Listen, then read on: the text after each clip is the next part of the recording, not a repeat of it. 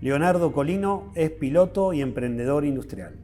Es fundador y director de Colino, empresa que diseña y produce componentes de alta performance para autos de carrera y especiales.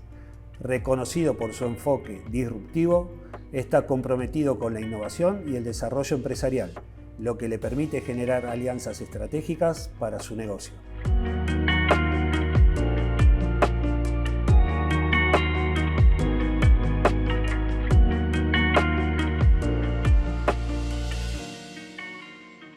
Hola Leo, ¿cómo estás? Muchas gracias por venir.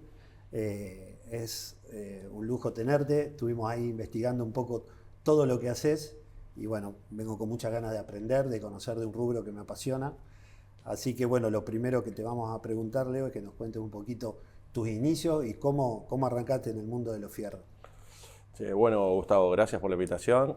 La verdad es siempre un placer y digo yo un honor estar en este espacio, en instalaciones del Centro Comercial de Rafaela y la región. Yo digo que es una institución ejemplar de Argentina por la energía que siempre le ponen y todos los temas que abarcan y cómo logran llegar. Así que bueno, para mí siempre es una alegría poder estar acá. Muchísimas gracias. Yo mira, desde que me acuerdo que estoy rodeado de autos, todo en mi vida tiene que ver con autitos, con ruedas y motores.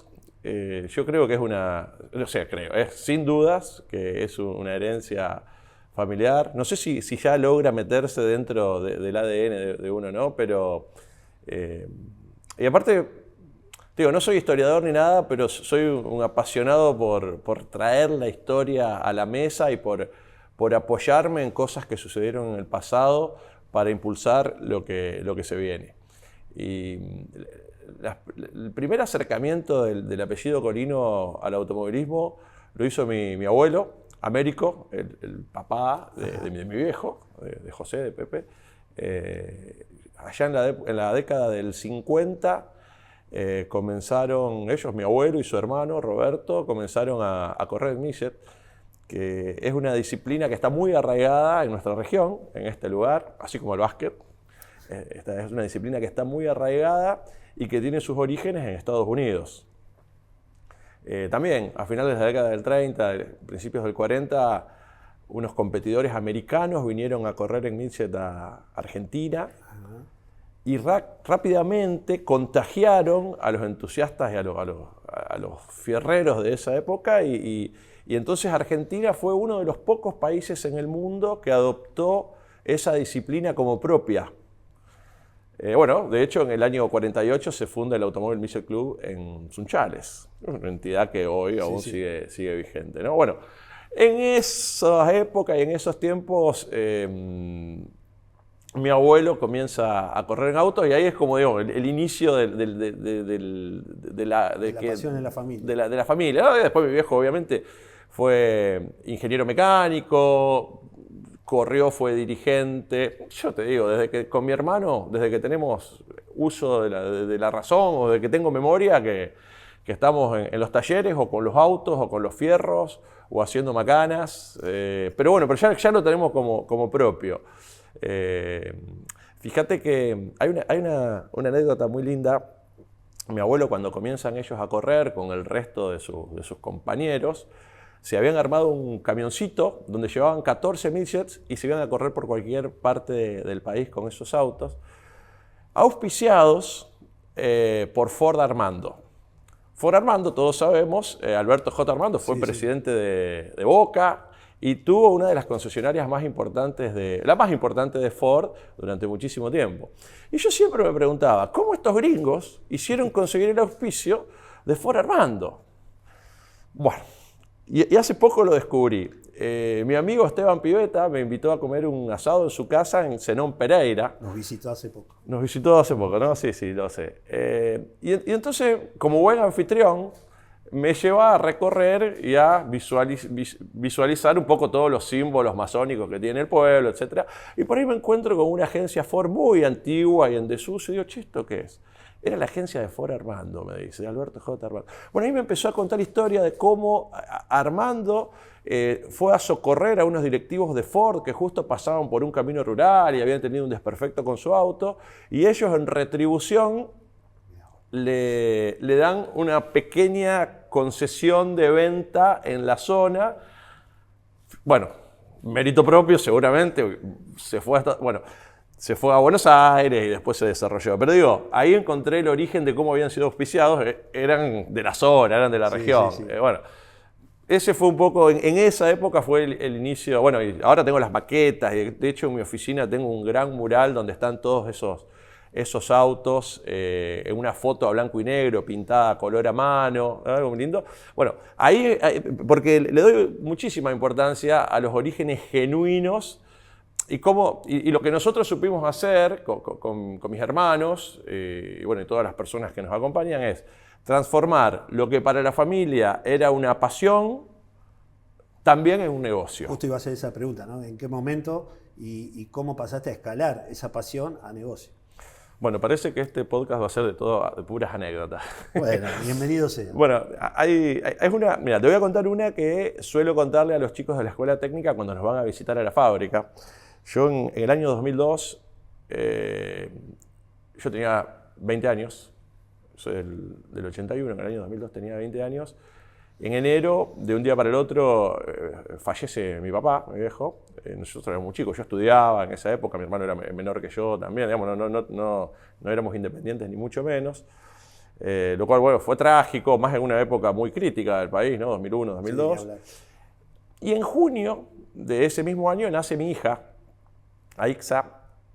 Con lo cual yo me encuentro en una situación que yo era un estudiante, que la pasaba bien, que dentro de todo estaba cómodo y donde acababa de perder a mi padre, el sustento económico y de un día para otro. Y nace mi hija. Digo. Entonces yo le pregunto a los chicos, a los alumnos cuando vienen, ¿ustedes qué harían? ¿Viste? Los interpelo. Y muchos levantan la mano y dicen, me busco un laburo. Bueno, yo me compré una Coupé Chevy Serie 2 72, ¿viste? Una Coupé Chevy negra que tenía mi vecino, no sé por qué, me gustaba, junté unos mangos, fui y se la compré. Con tanta mala suerte que él se había peleado con la mujer o algo por el estilo y entonces no me podía dar los papeles, yo no la podía transferir. Pero fíjate cómo, que es esto algo también, esto que sí me apasiona, es transformar un problema en una oportunidad. Y en ese momento lo hice y esto es muy tangible. Entonces yo al no poder transferir ese vehículo y ser una especie de chatarra para mí, aparte que me había gastado gran parte del dinero que tenía, empiezo a venderla por pedazos, empiezo a venderla por partes, la Chevy. Rápidamente multipliqué por 10 el valor de compra. 20 años. Sí. Me había mandado una macana, había comprado algo, no estaba en condiciones de comprar. No era lo más lógico. No era lo lógico. Pero fue lo que pasó. Ok. Bueno, rápidamente empecé a comprar más Chevys. Entonces, hoy, bueno, digamos, para los más desprevenidos, digamos, hoy tenemos una fábrica de autopartes de alta performance, pero esto arranca de esta manera, ¿no? Si bien nosotros traíamos todo un know-how y un conocimiento de cómo funcionaba el automovilismo, porque era parte del día a día de la familia, mi viejo era un apasionado de eso, nosotros vivíamos, era un egreso de dinero, ¿no? Un ingreso. Claro. Bueno, la situación es que la pregunta es cómo lo vendía.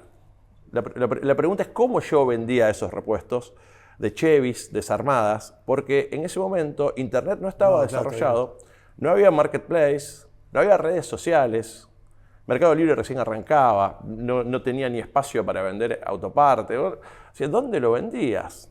Claramente que en Sunchales y Rafaela no hubiese vendido tantas Chevys desarmadas. Bueno, la cuestión es que yo me diseñé y me programé mi propio sitio web. Empecé a hacer campañas de email a distintos grupos, empecé a investigar como podía y con las herramientas que me ofrecía Internet en ese momento y logré hacerme de una clientela en todo el país y hemos desarmado más de 100 automóviles Chevrolet que ya estaban medio como en desuso, pero los hemos desarmado a todos. Teníamos, ¿viste como hasta ese momento estabas vos, ¿con quién más? Era yo y mi hermano que me miraba de reojo a ver qué estaba haciendo. Me ayudaba, pero me dijo, ¿qué chiste que está haciendo? Antes de desarmarlos, claramente que nos divertíamos con esos vehículos, jugábamos con esos vehículos. Teníamos 20 años, mi hermano 2 años siempre. Mi hermano siempre 2 años menos, ¿no? Bueno, Mi hermano un genio de la técnica, de la mecánica, de trabajar con las manos, de manejar las herramientas industriales desde muy chiquito. Él se fabricó su primer auto de carreras cuando tenía 13 años, solo. Yo me acuerdo porque yo lo veía mientras él lo hacía. Bueno, la cuestión es que llegó un punto en que teníamos línea de desamblaje de autos, entraban, ya tenía gente que los desarmaba y teníamos catalogados, codificados y almacenadas las partes usadas en buen estado de estos vehículos y teníamos hasta lista de espera de personas que los estaban esperando. Nos habíamos transformado en una especie de desarmadero premium de vehículos Chevrolet de la década del 70. Bueno, llegó el punto, está todo muy lindo hasta que en algún momento no pudimos más comprar autos porque no había más. Claro, pensaba eso, en un momento no había más. Era un recurso finito, no había más. Bueno, ahí es donde lo busco a mi hermano, que habrá estado a 3 metros, no era muy lejos porque estábamos en lo que era uno de los talleres que usaba mi viejo para los repuestos de máquinas agrícolas años anteriores. Y le digo, che, tengo todas estas personas que están esperando que yo le entregue un múltiple de admisión de doble boca de motor Chevrolet 6 cilindros, que salió en la Chevy desde el 72, 73 en adelante, hasta el 78, porque en el 78 General Motors se fue del país. Entonces le digo, no lo consigo más, no hay más y hay 20 tipos que lo están esperando. ¿Qué hacemos? ¿Lo hacemos? Sí, lo hacemos. Sí, dale. Bueno. Los primeros los hicimos con herramientas muy rudimentarias. Cortábamos la chapa con oxicorte, hacíamos un plano que en ese momento se usaba así, era un plano con un dibujo y un sensor óptico iba copiando esa línea negra sobre una hoja blanca y de otro lado con un copiador un cabezal de corte por oxicorte muy desprolijo, lo iba replicando. Todo eso lo soldábamos con una soldadora vieja a electrodo y las perforaciones las hacíamos con un taladro que cada vez que vos hacías un agujero te pateaba. O sea, vos ya tenías asumido que Ya sabía que iba a hacer eso. Sí, te iba a patear. Bueno, y habremos hecho de ese modo y habremos hecho unos cuantos. 100, 200 múltiples de admisión. Los hicimos de esa manera los primeros. Qué bárbaro. Llegó un día, viste, continúa, podría estar todo el día, pero te cuento hasta acá. Llegó un momento en que mi hermano me dice, porque los hacía él, yo esto no lo hago más, me dice, yo me cansé, esto no lo hago más. Primero, está muy alejado de lo que está bien, se podría hacer de otra manera. Segundo, estoy cansado, me lleva mucho laburo, no, yo esto no lo hago más, me decía. A lo que le digo, bueno, ok, ¿y qué tal si lo hacemos como corresponde? Dejémoslo de hacerlo de chapa soldada y hagámoslo en fundición de aluminio. Ahí puede ser, me dice. Y bueno, ahí fue la primera vez que desarrollamos un proveedor. Nos fuimos ¿En la zona o siempre en el país? Ahí fue la primera vez que desarrollamos un proveedor. En la industria, una de las misiones es poder desarrollar proveedores confiables. Sí, sí, sí. Esa fue la primera vez que lo hicimos. Fuimos de unos muchachos que fundían la florcita de la reja, de la reja de las casas, la que da la vereda, ¿viste? Que Sí, la parte artística. Eso. Ellos fundían eso y le dije que yo quería hacer un múltiple de admisión para un auto de carreras, con lo cual esto implicaba hacer los modelos de fundición, las cajas de enollos, conseguir el lingote de fundición que funcione para esa pieza. Una serie de cosas. Bueno, prueba y error, no le fuimos a preguntar a nadie, lo logramos. Al día de hoy seguimos fabricando múltiples de admisión.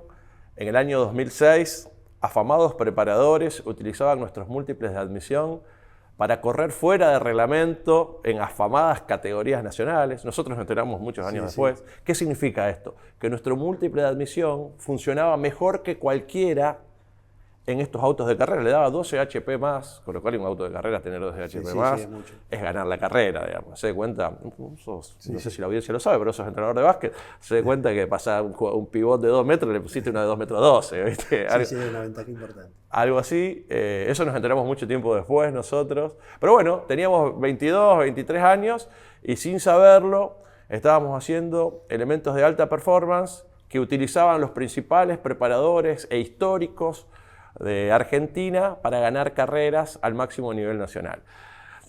Nosotros no sabíamos Eso estaba sucediendo y no lo sabíamos. Eso se fueron enterando después con el correr del tiempo. Con el correr del tiempo. Y Leo, ¿y cómo empezaron a agregarle tecnología o equipo de trabajo para ir escalando a lo que hoy se va transformando, o se transformó la empresa? Bueno, como te digo, ¿viste? Empezamos con herramientas muy rudimentarias o sin herramientas y bueno, yo no sé si lo pensamos mucho, si lo planificábamos, pero nosotros intuitivamente en ese momento entendíamos que teníamos que tecnificarnos, que necesitábamos herramientas.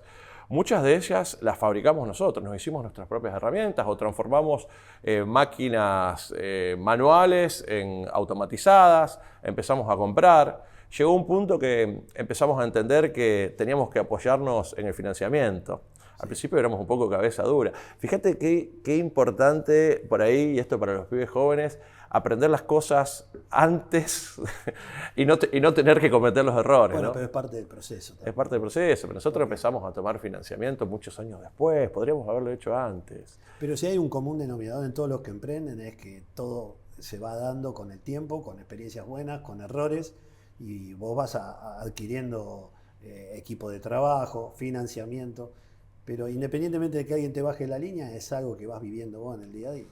Sí, tal cual. Bueno, y después algo que sí nos sirvió bastante es el contexto en el cual nos desarrollamos. Es una zona del país súper industrializada, con muchos emprendedores, donde tenés a tu disposición prácticamente todos los servicios industriales, donde todos estos proveedores, como yo bromeaba recién que desarrollé el de las puntitas de la reja, todos estos proveedores ya están desarrollados por empresas que hace décadas que están trabajando en la región, entonces eso ayudó y colaboró para que nosotros podamos avanzar sin tener que invertir en cada proceso. Esta misma condición de estar en este lugar geográfico, digo, el centro oeste de la provincia de Santa Fe, Rafaela, San Francisco, Esperanza, Sunchales, bueno, y todas las localidades que lo rodean. Ese mismo beneficio que nos dio estar acá, que si querés producir tenés muchas cosas resueltas, para nosotros por mucho tiempo fue una contra, porque estábamos muy alejados del gran centro de consumo en Argentina, que es Buenos Aires. Claro. De hecho, muchísimas veces nos planteamos, tenemos que trasladarnos, tenemos que poner un punto de venta. Bueno, y terminó sucediendo que tomamos otra decisión. Dijimos, no, lo que nosotros hacemos es tan valioso que van a venir a buscarlo acá. Y nosotros tenemos que sumar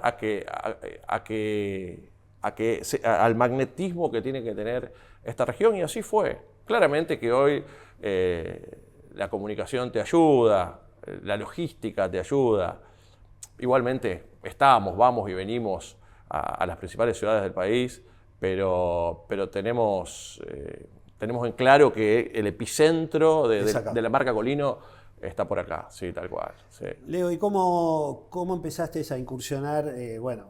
Tenés una movida digital que es clave, tenés tu canal, un montón de gente que te sigue. Contanos un poco cómo fue el ingreso a ese mundo. Si fue a partir de que alguien te lo propusiera o de curioso que sos, como hiciste todo hasta lo que me contaste hasta ahora. Bueno, no, de igual manera, fíjate que, a ver, nuestra empresa nace digital. Nosotros nos desarrollamos en paralelo con Internet. Nosotros nos desarrollamos en paralelo con Mercado Libre, si se quiere. Nos desarrollamos en paralelo con las redes sociales. Renegamos un montón de cosas de los inicios de cada una de estas plataformas, si se quiere. Nosotros empezamos vendiendo online cuando no existían las cámaras digitales. Yo voy siempre a Mercado Libre y le cuento a los chicos que son pibes, son pibes que son unos cracks, pero tienen 22, 25 años. Sí. Y le digo, cuando nosotros empezamos a vender online, teníamos que ir a la casa de fotografía, comprar el rollito, ponerlo en una cámara que no tiene pantallita. No lo pueden entender. Sacar la foto, o dos, por las dudas que una te haya salido mal, terminar el rollito, es decir, sacar las 36 fotos, ir a la casa de fotografía nuevamente, esperar 2 o 3 días que te lo revelen, traer las fotos, escanearlas, y una vez que las tenés digitales, escaneadas, ¿dónde la metés? Porque no había redes sociales. No. Digamos, bueno, así desde ese momento que nosotros entendemos que el principal canal de comunicación tiene que ver con lo que ocurre en Internet. Nunca hay que descuidar la vida real, el mundo real. Esto de estar charlando, de vernos a los ojos, digamos. Glorioso. Hay cosas que claramente Internet no va a reemplazar nunca, pero sí te acercan a los consumidores, sí te acercan a los usuarios, sí te llevan a lugares que ni te imaginás. Seguramente este video lo están viendo personas que nosotros no tenemos ni idea. Nunca nos van a dar like, nunca nos van a comentar, nunca van a decir nada, pero están ahí del otro lado viéndonos. Y cuando vos entendés que eso está ocurriendo, te lo tomás con otra seriedad. Y yo siempre le digo a los chicos que manejan las redes sociales en nuestra compañía, che, recuerden que, por ejemplo, el presidente de la República Argentina nos sigue. Recuerden eso. El que te reacciona muchas veces es algún conocido, allegado, un fanático del fútbol. Pero hay un montón de gente que nos está viendo. Entonces el alcance que vos tenés a través de los canales digitales, difícilmente lo puedas lograr de otra manera. Genial, sí.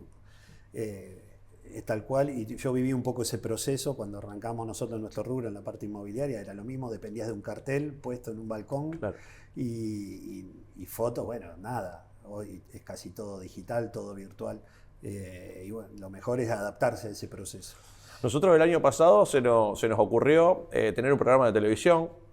Entonces salimos al aire por el Garage TV, pero lo vi. Sí, pero en realidad termina siendo hasta una excusa para tener un deadline todas las semanas que hay que entregar un programa, pero lo principal de todo eso es que vos estás generando material de alta calidad que luego también volcás a los canales digitales. También te obliga a aventurarte en algunas experiencias nuevas. Yo creo que está buenísimo siempre estar creando, vos estás entreteniendo, estás educando, estás motivando. Me ha ocurrido de pibes que me mandan la foto de su título universitario. Leo, gracias. ¿Gracias de qué? No, porque yo empecé a estudiar ingeniería viendo las redes sociales de colegios y viendo lo que ustedes hacían. O sea, no te entra en la cabeza lo que estás generando. Lo que estás generando en alguien. Es increíble realmente. Y es hasta emocionante, decir, no, gracias a vos, porque el empujón que me está dando al mostrarme esto. Sí, sabés que está por el buen camino. Pero que alguien tome la decisión de estudiar una carrera universitaria, esté 6, 7 años haciéndolo y se acuerde y te mande la foto del título, eso es una cosa, no tiene precio. Sí, Leo, ¿y cómo sos a medida que fuiste creciendo, se fue agregando gente en la empresa? No sé cuántos son hoy trabajando. En Colino hay alrededor de, no me acuerdo bien con los números, pero 30, 35 personas, sí. Y contame cómo es ese proceso, cómo fue ese proceso, si fue dando natural, si primero con conocidos, si fuiste, en qué no negociás cuando alguien entra a la empresa, qué perfil te gusta. Sí, tal cual. Hoy el empresario pyme tiene que resignar un montón de pretensiones por la falta de recursos. Personas que no están preparadas o que no tienen experiencia o que son de otro rubro, lo que fuese. Es difícil realmente, pero yo me apoyo mucho en esta frase que aparece por todos lados de Elon Musk, que dice que más que el conocimiento pondera la actitud. Sí. Y entonces si una persona es honesta, si una persona tiene ganas de aprender, si una persona tiene buena predisposición, yo creo que de alguna manera le vas enseñando y prospera. Sí. Sí hay un déficit en la educación, sí debiera transformarse el sistema educativo argentino para que los pibes de 20, 22 años salgan preparados para poder desarrollarse en una empresa. Hablo mucho de la pyme yo, ¿no? Yo desconozco lo que ocurre en las corporaciones o las multinacionales, pero en la pyme es muy difícil. Es muy difícil, yo creo que bueno, de hecho, este lugar en el que estamos promueve siempre todo este tipo de cosas, ¿no? Nuevamente, hemos tenido todo tipo de personas, siempre con la mejor. Hay veces que hay personas que deben dar un paso al costado, pero yo creo que hemos tenido grandes talentos que en distintos momentos de la compañía han aportado cosas grandiosas. Y yo soy muy agradecido. Y no voy a olvidar nunca de esos chicos. Son gente distinta. Vos cuando encontrás pibes diferentes que tienen un talento en particular, que ven las cosas de otra manera, yo creo que eso yo creo que eso es un éxito. Eso es un éxito de la compañía. Lograr que ese tipo de perfiles quieran quieran sumarse al pertenecer. staff, ¿viste? Eso es fantástico. Y te exige también vos a estar a la altura, en conocimiento, a tratar de que ellos progresen también. A mí me encanta que sepan más que yo. Sí. Me encanta. Sí, ni hablar. Me encanta. Bueno, yo creo que uno de los desafíos de las empresas en el futuro será lograr que las personas quieran quedarse a trabajar allí. Yo creo que ese va a ser es un desafío, lograr que estas personas que aportan valor quieran quedarse. Y no pasa únicamente por el salario, sino que hay un montón de otras cuestiones, ¿no? Que para que más aún los jóvenes. Y también tiene que ver con que, y lo digo por nuestra región en particular, las ciudades ofrezcan atracciones que hagan que los jóvenes talentos, los jóvenes profesionales quieran quedarse. No salgan corriendo porque se aburren, porque la ciudad no le ofrece más, porque la región no le ofrece más. Yo creo que ahí también hay un trabajo para hacer y obligatorio. Lograr ciudades atractivas para que estos jóvenes profesionales no se escapen. Sí, mira, casi no es directo, pero termina siéndolo. Pero yo tengo mis hijos que ya terminaron sus estudios y bueno, y deciden quizá ir a Buenos Aires por una cuestión de que también a esa edad quiere tener otro tipo de cosas. Pero se da de que la ciudad está un poco acotada en cuanto a distracciones para esa edad. Pero estoy viendo de que hay algunos como que están queriendo volver, quieren instalarse, le empiezan a encontrar la vuelta a venir y cuando descubren otras ciudades valoran más esta, ¿no? Nosotros estamos trabajando en la empresa en transformar algunos espacios de la empresa en atracciones turísticas, lugares donde la gente pueda ir, recorrerlo, conocer, ver, armar visitas guiadas dentro de la empresa. Estamos ahí con algunas cosas, speakeasy es una cosa que no se puede mencionar, el que entendió, entendió. Pero estamos trabajando mucho en eso porque hay que generar atracciones, lugares donde la gente quiera ir. Y no necesariamente tenés que ser un profesional del automovilismo para ir. De hecho, hasta tenemos nuestra propia línea de productos que tiene que ver con, no el merchandising, sino artículos casuales que pueda utilizar cualquier persona y no alguien que corre en autos, por decir algo. Bueno, tratando muchas veces de capitalizar la imagen de marca que uno generó a través de lo central de nuestra compañía, que bueno, que son los autos y las autopartes. Sí, aparte es una experiencia fuera de lo común, para mí que no soy del rubro, siempre te lo dije cuando nos vimos, me encantaría ir a la fábrica, verla, recorrerla. Me parece que es un plus que quizás en otro lado del mundo está, vos vas a visitar fábricas y está como una atracción extra y con una posibilidad de ingreso económico también en otros lados, ¿no? Sí, tal cual, viste que hay muchas empresas que generan su propio museo muy cercano, todo ese tipo de cosas. Sí. ¿Cómo, saliendo un poquito de eso y viendo que toda esta movida que está habiendo últimamente de ingresos de vehículos eléctricos, para vos que sos fierrero, no sé, ¿cómo te suena tantos vehículos que vengan de China, de todo lado del mundo, y que de repente se va a dar el uso acá en la Argentina? ¿Cómo lo ves? ¿Se puede entusiasmar la gente con el uso del auto eléctrico? Mirá, hace unos días estuve en Uruguay y es increíble la penetración de los vehículos, de las marcas chinas en ese país. Yo creo que se viene a nivel global. Sí. Hoy más del 50% de los vehículos son producidos en China.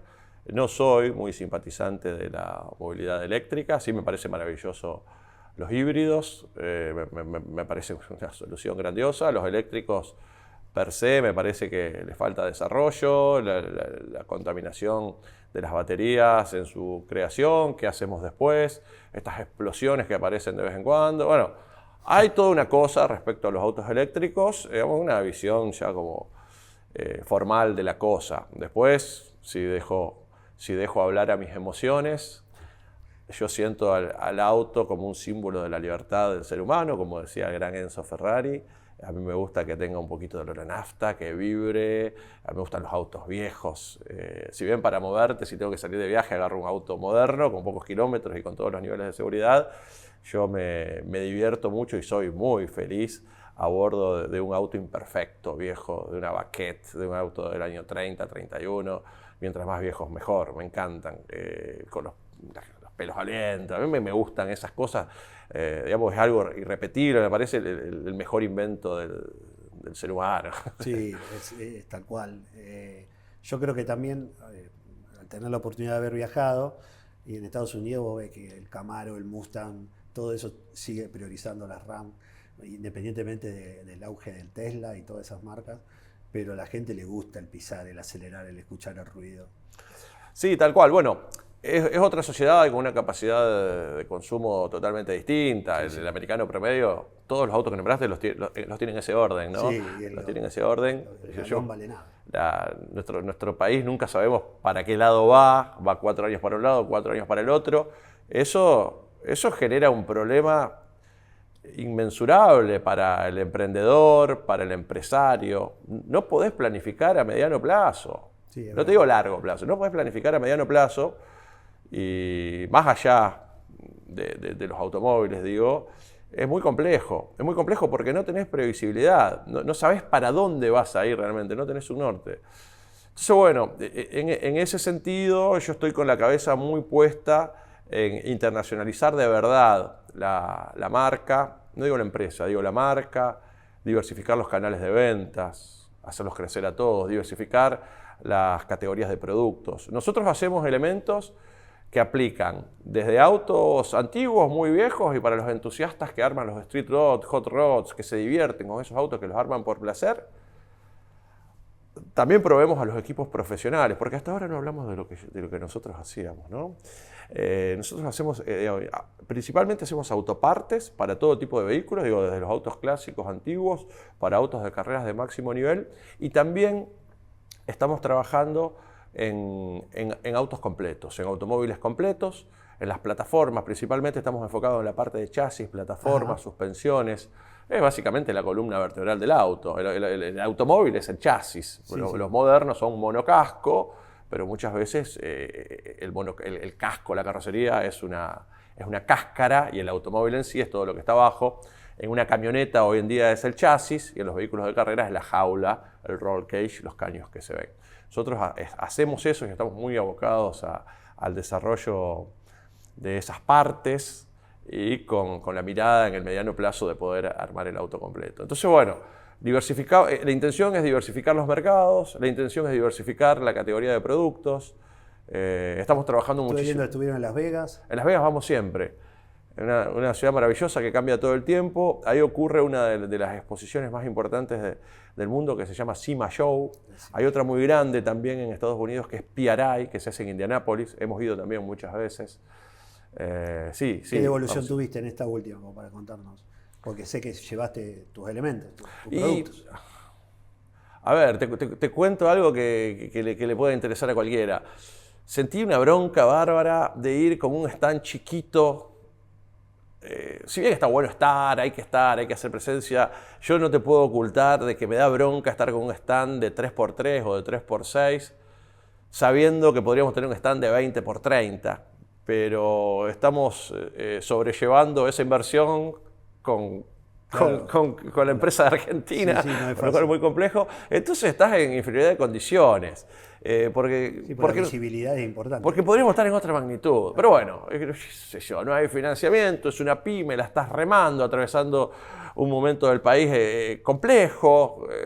Momento del país me refiero a los últimos 30 años. Sí, ni hablar. ¿No? Pero bueno, entonces es como que te sentís medio como atrapado. Ya compramos un stand para este año, más grande, a ver si lo trabajamos con tiempo y logramos poner la marca Colino de una manera mucho más explícita y mostrando, y más a la altura de las circunstancias.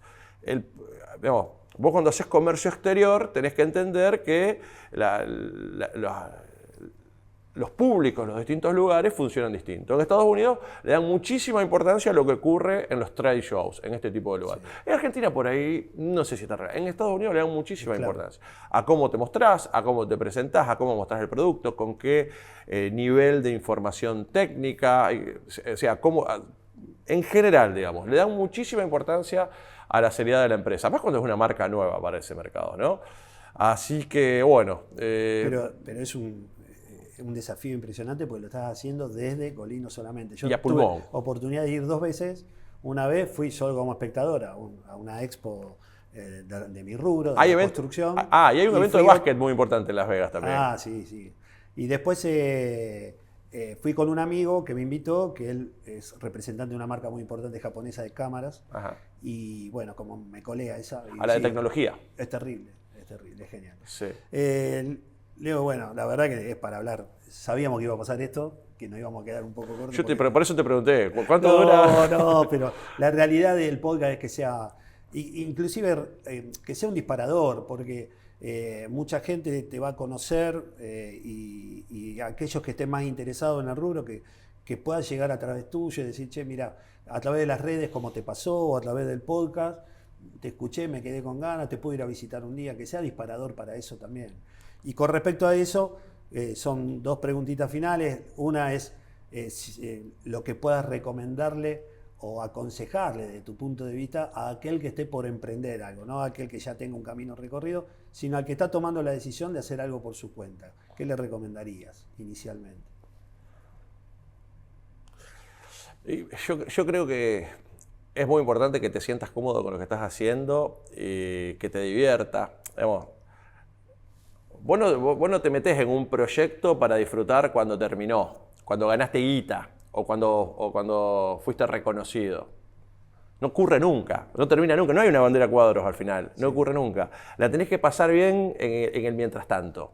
No, tenés que disfrutar del proceso, que es lo que yo hago o intento hacer. Muchas veces tenés que arremangarte y hacer cosas que no te interesan, que no te gustan. Decir, ¿yo por qué tengo que estar haciendo esto? Y hay muchas veces que lo tenés que hacer, más cuando estás arrancando. Sí, tenés que patear el córner, cabecear, hacer el gol, buscar, tenés que hacer todo.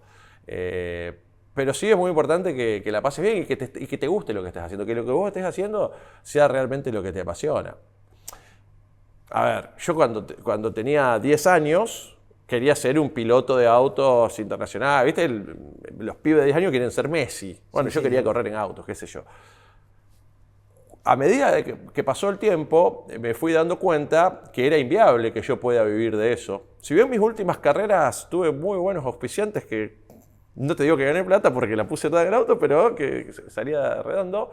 Pero bueno, al margen, digo, muchas veces lo que finalmente terminás haciendo es parecido a lo que soñabas y te lleva por un camino paralelo o muy cerca. Yo creo que la habilidad necesaria está en eso, es decir, adaptar tu proyecto para que te lleve al lugar ese que te gusta y no necesariamente a lo que soñabas cuando eras chiquito. A ir adaptando el objetivo. Ir adaptando, sí, tal cual, tal cual. Y muchas veces puedes lograr cosas mejores que las que te imaginabas. Y sí, capaz que pusiste el foco en una cosa y lo pasaste. Sí, tal cual. La última.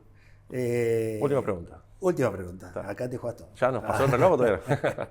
Sí, no, Leo, ¿cómo te imaginás, si bien sos re joven, estás volviendo a las canchas, me contaste, así que, ¿cómo te imaginás a futuro, si tenés una proyección en cuanto a tu empresa, por supuesto, pero a lo personal me interesa? ¿Te ves proyectando, laburando mucho tiempo? ¿Cómo te lo imaginás? ¿O sos de que fluya y que vaya?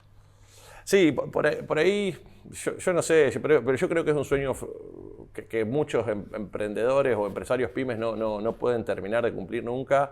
Es esta cuestión de lograr generar empresas o unidades de negocios que funcionen con sus propios equipos, sin demasiada injerencia de su creador, y que eso te dé tiempo para poder llevar adelante todos los líos en los que yo tengo pensado meterme, digamos. Lograr hacerme del tiempo para poder dedicarme a todos esos nuevos proyectos. Me encanta generar cosas nuevas. Realmente yo hay veces que salgo de viaje medio de fin de semana, llego a la ruta 34 y no sé si voy a doblar a la izquierda o a la derecha, pero sí sé qué tipo de cosas quiero hacer. En este caso lo mismo, hay un montón de proyectos, hay un montón de ideas, hay un montón de planes de crecimiento para la marca Colino y para las empresas que conformamos. Muchos de esos proyectos terminan viendo la luz y otros quedan en ideas o en intenciones. Yo creo que eso de tener una cartera de ideas te da la posibilidad de que, llegado el momento y cuando se entrelazan con la oportunidad, decís, che, esto arrancó, dale. Yo creo que va por ahí. Bueno, Leo, que se vaya dando todo. Che, mil gracias por venir. Te vamos a hacer un regalito de un libro que nos apoya la gente de Pura Letra. Mirá qué bien. ¿Lo puedo abrir? Sí, por supuesto. Bueno, A gracias. veces ponemos de utilería, pero creo que este es de verdad. No, es de verdad, es de verdad. Ahí está. Una familia casi perfecta. Bueno, Un gracias. poco de ficción. Gracias, buenísimo. Sí, y bueno, para mí un lujo, súper agradecido. Era una charla entre pares, pero esperaba esto, tenía muchas ganas de conocerte. Y bueno, va a quedar pendiente, capaz que nos encontremos allá en la fábrica y sigamos charlando un rato. Igualmente, buenísimo. Muy buena charla, la llevaste adelante muy bien, me sentí muy cómodo. Bueno, muchas gracias. Vale, gracias a ustedes. Nos vemos.